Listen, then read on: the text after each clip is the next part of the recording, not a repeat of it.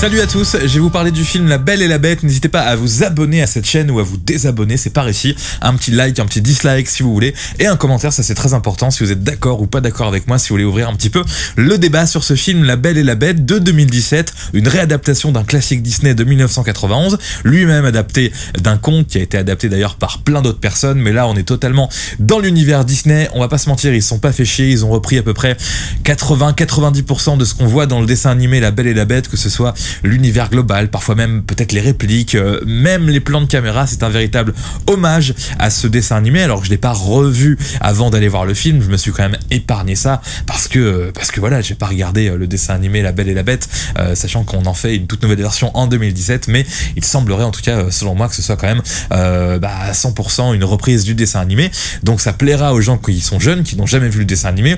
Pour les gens comme moi et pour les autres un peu plus jeunes, un petit peu plus vieux, effectivement il y aura pas un énorme suspense concernant cette histoire de La Belle et la Bête. Je refais le pitch du film en 15 secondes. Il y a La Belle, elle habite dans un petit village, mais elle s'intègre pas bien, elle est un peu trop moderne, un peu trop intelligente pour les gens de son village. Son papa part en excursion, promet de lui ramener une rose. Cette rose, il l'accueille dans le jardin de la bête, qui a reçu un sort il y a très longtemps pour qu'elle soit transformée en bête, parce que le monsieur, le prince, avait pas été très sympa.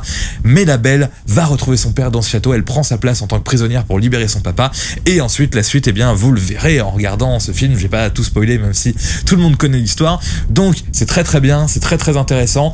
C'est un Disney live comme ils disent maintenant, c'est-à-dire que donc oui, c'est en prise de vue réelle, c'est ça la grosse amélioration. Donc il y a de vrais acteurs à l'intérieur comme Emma Watson qui fait La Belle, qui est formidable.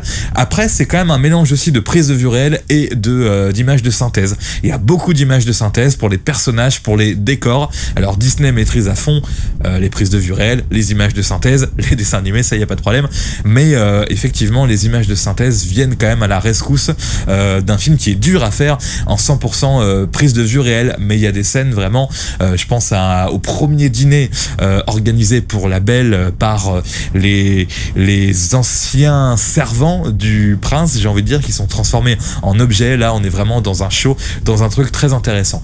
J'ai trouvé que les parties chantées, eh bien c'était assez difficile en 2017. Moi je l'ai vu en VF en plus. Il y a des gens qui me diront t'aurais pas dû le voir en VF. Ok, mais bon, je l'ai vu en VF, et effectivement les parties chantées sur ce film de 2017 avec des chants qui sont un petit peu dans le même esprit que le dessin animé ou de la version remasterisée. Je sais pas s'ils ont fait une version remasterisée, mais c'est parfois dur à avaler, mais bon, c'est fait aussi pour les jeunes, pour que ça leur plaise.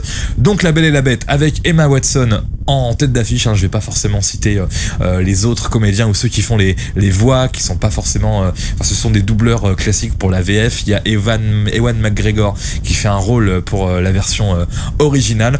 Donc La Belle et la Bête, c'est pas une révolution de ouf. Après c'est beau, c'est intéressant. Emma Watson, elle est bien, elle en fait pas trop, elle est drôle, moderne. Il y a un petit peu de modernité qui a été apportée par rapport au dessin animé de Disney. Je vais pas dire quoi, mais il y a des choses plus modernes, il y a un petit peu plus d'humour sûrement, et puis un petit peu plus d'autodérision peut-être pour La Belle, qui est pas juste là en train d'être belle, et puis leur relation qu'ils ont entre La Belle et la Bête.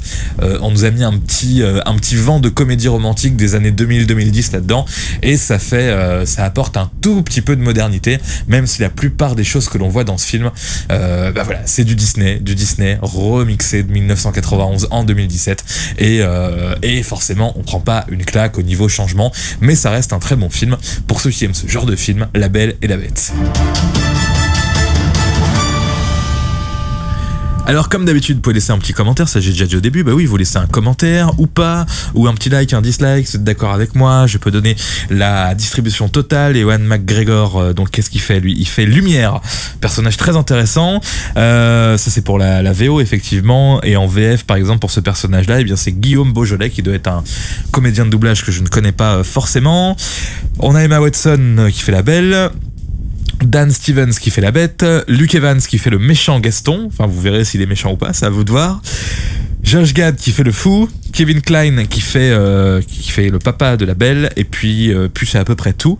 Voilà pour ce film qui est un film moitié prise de vue réelle, moitié animation avec des chants, enfin un pur truc de chez Disney pour un conte qui est quand même extrêmement intéressant, extrêmement bien, avec de bonnes valeurs à l'intérieur. La Belle et la Bête.